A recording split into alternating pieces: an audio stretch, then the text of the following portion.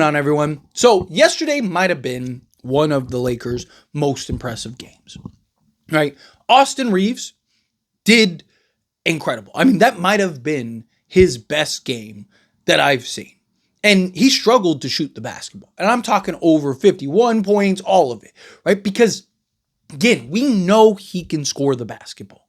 It's how does he impact the game when the offense is cooking? Like, what's the difference between like an Austin Reeves and a Luka, really, right? Like, both guys can be Swiss Army knives, get you triple doubles or near triple doubles. Both guys go get you 50. Like, Austin Reeves just had a 51, what was it, 51, 12 and 9 game or whatever, 11 and 9 game, right? Like, it's the level of consistency, and it's when you have a bad night, still being able to play at a level to lead you to a win. And Austin Reeves did that. I mean, he shredded Minnesota. Pick them apart, just slicing and dicing them. 16 I mean, seeing Austin Reeves go from a guy that can make plays to a true playmaker has been very impressive, right? I'm a guy that is very critical of Austin Reeves and has been. I'm a guy that has praised Austin Reeves. Again, I was one of those Austin Reeves fanboys at one point. I was one of those guys that's like, he's the GOAT, and then he just kind of, yes, scoring-wise trickled down, but he just had his issues. And I was just like, at what point, the inconsistencies of that, at what point do I have to be honest here? Gave him passes, gave him all these things, but he's now everything we hoped for and more. I mean, he's playing at an MVP level. And I think that this is probably the best thing that could have happened to him, having Luka and LeBron be out, because it's forced him to get into a rhythm early. Last 2 years in particular, he struggled early on and then kind of had his inconsistencies, and then finally towards the back end of the season kind of came into his own. Where now, I think that this would be really good at keeping him progressing. But overall as a team, that was a team effort.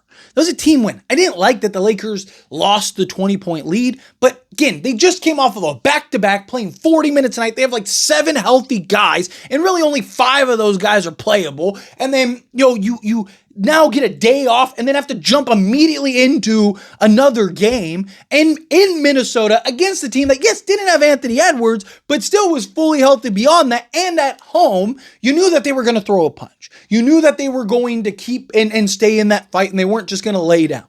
Right? And the Lakers stuck with it. Jake LaRavia had his breakout game. But Jake LaRavia, he's been fine. He's been good. Right? His offense hasn't been there. But people think if you don't drop 20, you're a bum. The guy's rebounded well. He's defended excellent. DeAndre Ayton has been fantastic. The dude's doing everything. He's defending in the pick and roll. He's defending in space. He's defending at the rim. He's basically a lock for a double-double every night. Right? I know, sure, would it be nice to have him be more of a physical force on the interior and stuff? But that's not his game. And it's not what we necessarily need him to be. We need him to be the crafty defensive player and the offensive versatile guy and the lob threat and all these things. We need him to be what he's been for this Lakers team. Rui Hachimura. I love Rui. Right, we're probably going to have to get off of him at some point just because we really need athleticism and defense out on the perimeter. But so far, look, Rui's been great. Offensively, shooting the basketball, all of it, right? He's really stepped up. This has been good for him. This looks like a team that can contend and compete and win an NBA championship. This looks like a team that can compete with anybody, and I thought that was a great win. I originally wanted to say that was a huge statement win, but then the Lakers ended up relinquishing the lead, and I was like, well, I can't really say it's a statement win, but it was definitely a very good, promising win.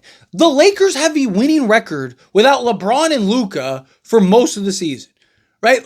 Luka's played 2 out of the 5 games. We have a winning record without both, and we have a winning record without just LeBron, right? Austin Reeves is playing not just at a all-star level, he's playing at an MVP level. The guy has been otherworldly for this Lakers team. And you have guys really stepping up the intensity, the defense, the buy-in. And, part of it, I'm sure, is we don't really have a choice. We're going to get blown out unless we actually show up, right? Because we don't have LeBron, we don't have Luka, don't have Marcus Smart, we don't have Gabe Vincent, we don't have, we just got Jackson Hayes back, right? You're missing 7 guys. It's we don't have the luxury of me having an off night, so I got to show up and bring the intensity and bring the effort, right? So again, and I talked about with LeBron being out, granted, didn't know Luka was going to be out too, but I talked with LeBron being out, this is a good opportunity for guys like Jake LaRavia, Dalton Connect, who he's even looking like he might start becoming around a little bit, right? 3-point shot still isn't quite falling for him, but I love that he's not settling, right? He's getting to his spots. He's being aggressive. He's shooting over the top. He's knocking down the mid-range. He's been very efficient in that regard. You don't have to just be a three-point shooter. If your shot's not falling, get inside, get to your spots, knock down, be able to shoot over the top, build his confidence. But you're seeing this team really show all the signs that you're looking for. And again, we were hopeful that that would happen with Luka. When Luka went out, it was like, man, this could be a disaster and be a disaster fast, right? But can the Lakers just tread water? Can they just stay afloat? They have a winning record. They're 2-1 without Luka Doncic right now. They're, 3-2 without LeBron and Luka. Like, this is huge for this Lakers team. This shows that we have the pieces. Now it's just putting it all together. Now it's like when everyone comes back, keeping guys engaged, keeping guys invested, keeping guys focused and bought in, keeping things at a high, letting, LeBron, when he comes back, don't just take the reins and be the guy, right? Like, allow these guys to play. You're 41 in year 23. Like, let the workhorses be the workhorses. LeBron's still going to go get his 20 plus a night. He's still going to go get his 8 and 8 or whatever. He's still going to be LeBron James. But we need him to buy in on the defense side of things, do some of the dirty work for us, right? Buy into, just being that anchor for us like we've seen him be able to do. And let Austin Reeves and Luka Doncic be that. Let Jake LaRavia and Rui Hachimura and all these other guys, let them be the offensive engines and the offensive pieces for you. We're averaging over 118 a game without our 2 best players and 2 of the best offensive engines in all of basketball. I've talked very heavily all offseason that I believe the Lakers are going to be at worst a top 3 offense in all of basketball.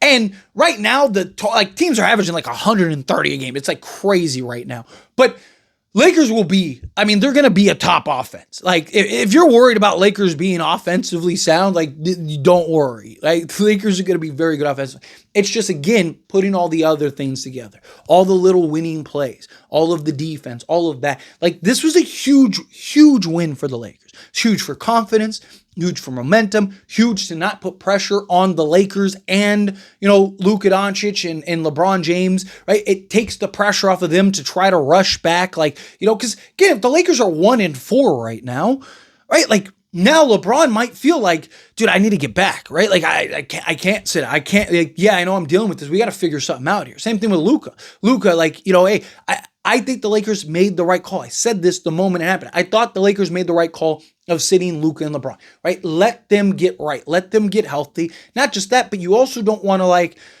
Luka plays through it, even if he doesn't, exacerbate the injury, right? You don't want LeBron to come back and now it's like, okay, well now Luka can get some rest because LeBron's back. And that's just more games that you're not building chemistry with those 2. And those 2 plus Austin Reeves. Where I'd rather you let them both sit out. If you can, bring them both together, or, Luka comes back and then LeBron shortly after, and then now you can get those games and reps rather than now you've given, LeBron comes back, so now you're giving Luka a rest for, 5 games, and then he comes back, and then now Austin Reeves is getting a rest for 5 games. I just don't want to see that. But anyways, always, this is a discussion. I pass the question to you. Let me know your thoughts and opinions down in the comments. That being said, if you haven't liked this video, hit that like button. Helps me a lot. So we enjoy these types of videos, and I truly appreciate it. Not subscribe channel, hit that subscribe button, turn on the bell notifications. Appreciate y'all. See you in the next one. Thank you.